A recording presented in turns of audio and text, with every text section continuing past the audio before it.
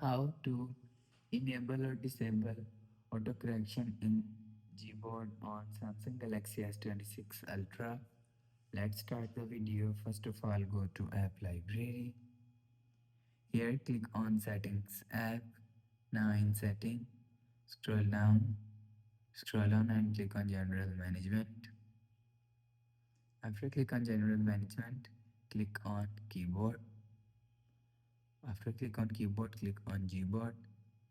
Now in Gboard and click on Correction and Suggestions.